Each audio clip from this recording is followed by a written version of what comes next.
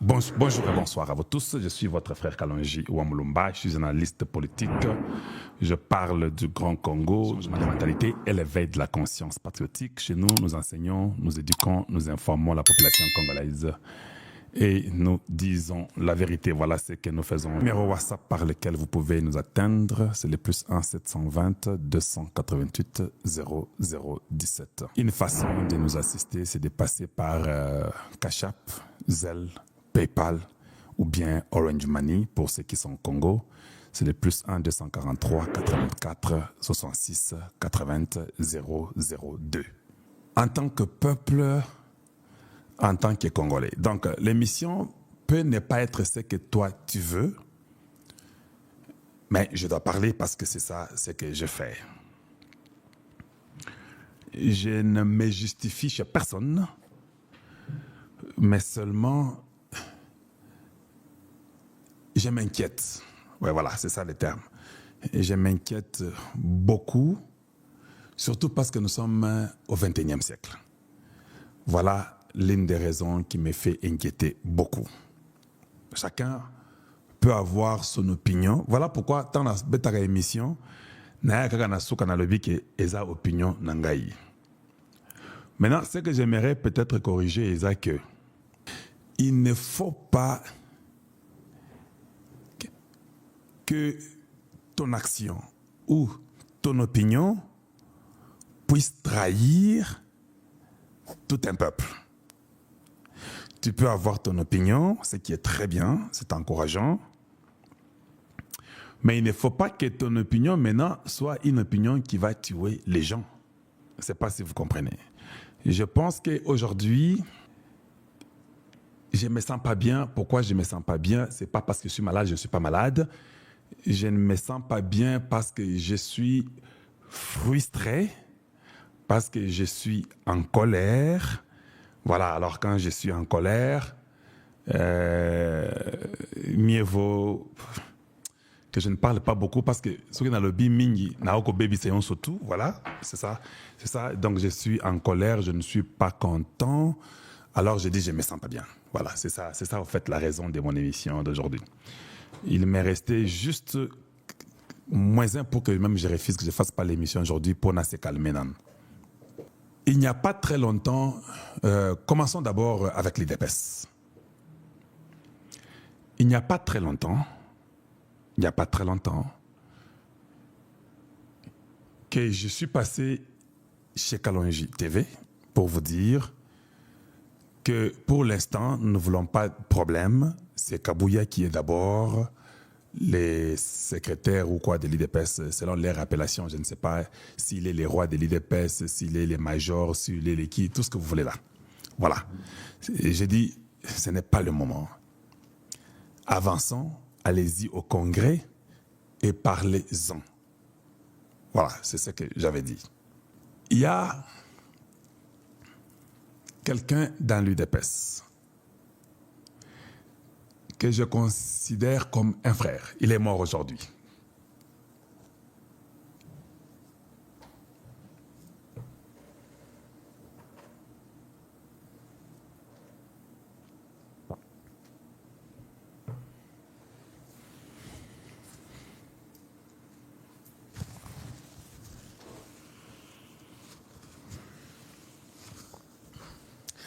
Il s'appelle Kabasila Wampara. Il a vécu aux États-Unis comme moi. Il a habité l'État de Washington.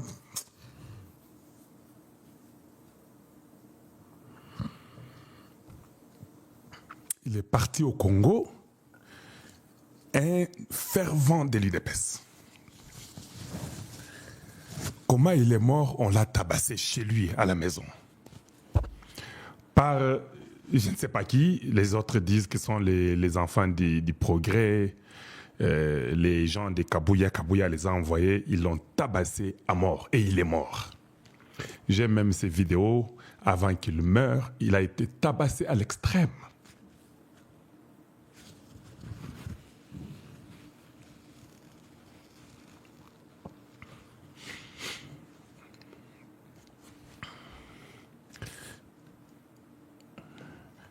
Les mêmes Kabasele s'est battu pour l'UDPS. J'ai vu comment il a pris son argent. Il m'a appelé moi ici. Il me dit, Kalonji, voilà ce que je vais faire. Il a pris son argent, il a fait tout un conteneur. Je vous dis, tout un conteneur, il y a Biloko Poa qui a découpé sa banane à l'UDPS. Il est parti en 2016 à Kinshasa ou en 2014. Non, il partait, mais cette fois-ci, là, il est rentré vers 2016. Parce que moi, je causais avec lui. Il prenait l'argent de sa poche pour donner à Kabouya, pour donner à Jean-Marc Kabound, pour que Makamboyi de PC ait évolué, manifestation, biloko ebele. Un garçon très courageux que vous n'avez pas l'idée. Moi, j'ai fait des débats avec lui. On parlait, quand il est à Washington, il m'appelle, on parle, j'ai même ses numéros, ses messages, j'ai tout avec moi. Il n'était pas d'accord avec Kabouya. Lui était d'accord avec Deo. Mais est-ce qu'il faut tuer? Il faut taper le tuer parce qu'il n'est pas d'accord avec Kabouya? Parce qu'ils sont partis avec Deo dans les Kasaï occidentales faire les marches pour dire que c'est Deo? Est-ce qu'il faut les tuer pour ça?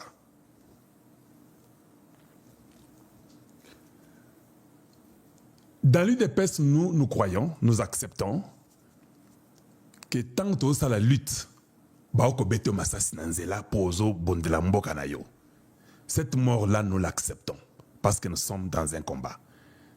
Mais pas tuer chez toi à la maison, à Kinshasa, pas même à Kinshasa, dans la capitale.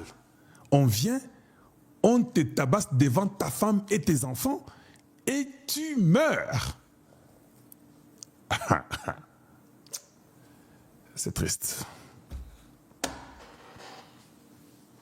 Voilà pourquoi je ne suis pas vraiment en forme. Ça me dérange à l'extrême. Ça me dérange beaucoup. Son père a lutté dans l'UDPS au même niveau qu'Étienne Tshisekedi Wamulumba. Son papa. Mais parce qu'il n'est pas d'accord de Kabouya, il faut qu'on les tue.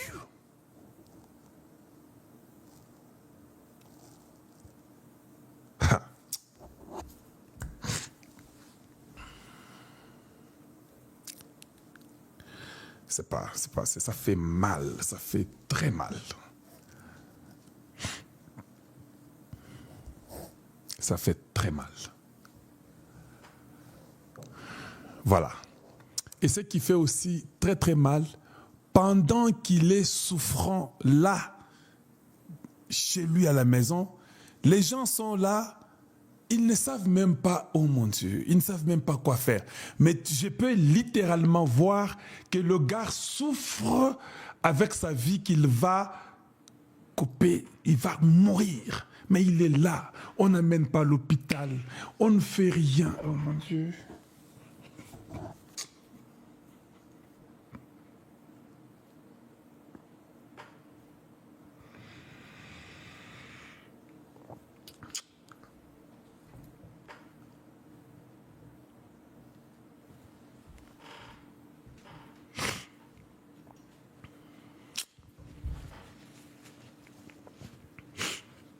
Même quand j'ai dit qu'on devait garder Kabouya comme secrétaire, mais Wampang a fait une émission sur la radio, dans le Kasaï. Il a dit que je ne suis pas d'accord avec Kalonji. C'est Kalonji dit. Mais est-ce qu'il fallait les tuer pour ça? Est-ce qu'il fallait les tuer seulement?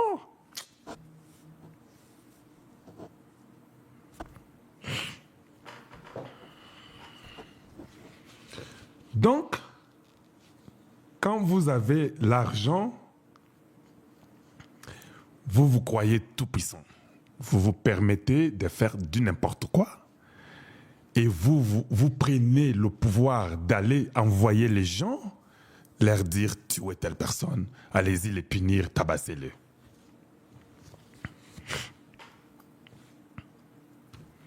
Je ne comprends jamais ce qui anime les Congolais. Je ne comprends jamais.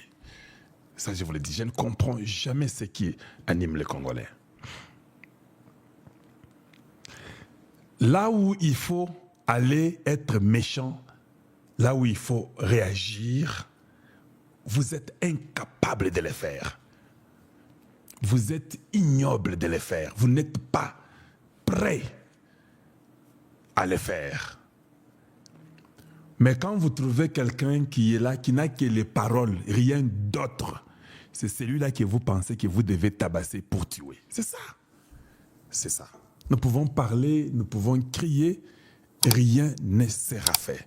C'est là où ça m'énerve moi. Voilà pourquoi je vous ai dit, je ne suis pas bien. Et c'est triste.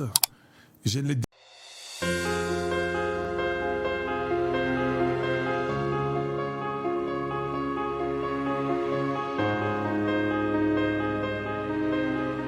Comme vous savez, dans la vision du chef de l'État, président Antoine Félix Tshisekedi Tshilombo, qui aujourd'hui est sur tous les fronts, politiques, diplomatiques, culturels et autres, pour redorer l'image du pays et sa souveraineté, il était important de se rendre à un rendez-vous très important, qui pour les profanes semble être simplement une finale de Formule 1 à Monaco. Mais bien au-delà de cela, c'était pour vendre le pays, l'image du pays, la promouvoir auprès des investisseurs tant privés qu'institutionnels. Je ne vous apprends rien, Monaco, qui est au cœur de l'Europe, est une puissance financière inouïe, des fortunes de tous bords qui se retrouvent là-bas. Et c'est ainsi que nous avons eu ce privilège de rencontrer énormément d'investisseurs intéressés par la RDC, à qui nous avons prêché la RDC. Nous avons eu des séances de travail, ce qu'on appelle les walking lunch, où vous êtes assis autour d'une table, vous vous présentez et vous expliquez quelles sont les potentialités qu'il y a au pays et surtout vous écoutez leurs préoccupations. Et ce que j'ai senti, c'est un engouement pour la RDC, un appétit de venir investir en RDC et bien sûr des appréhensions également. Des appréhensions concernant le climat des affaires, concernant la gouvernance, concernant les perceptions qui filtrent au travers des médias internationaux. Et vous savez, si vous n'êtes pas en train de parler de vous-même, personne ne le fera à votre place. C'est ainsi que nous avons eu des rapports très fructueux. Nous pensons même organiser dans les semaines, mois à venir, une très grande conférence économique avec tous ces investisseurs pour voir comment institutionnaliser la coopération économique entre la RDC et Monaco. Et bien sûr, nous avons eu l'occasion de rencontrer également, parce que Monaco, c'est aussi le monde des célébrités, dans le sport, dans la musique, dans l'art. Et notre compatriote, Maître Gims, un jeune dont je suis très fier, finalement, parce qu'on a échangé en profondeur et il a une vision très profonde de comment booster l'économie et le développement de notre pays. Il a un carnet d'adresses internationales. Nous avons longuement échangé avec lui et d'autres stars également de la musique. Je ne vous cache pas, aujourd'hui en France, par exemple, 70% des artistes qui émergent aujourd'hui en France, ce sont des Congolais. Même dans le sport également, en football. Près de 70%, ce sont des Congolais, de la RDC. Et tout ça, c'est une richesse. Parce que l'industrie, après tout, elle n'est pas que minière, elle n'est pas que brassicole, elle n'est pas que ce qu'on conçoit ici. L'industrie, elle est également artistique, elle est également musicale. L'industrie est très transversale, finalement. Et donc, il faut capitaliser sur tous ces talents et pouvoir créer les conditions nécessaires pour que nous puissions créer des super champions dans tous ces domaines-là.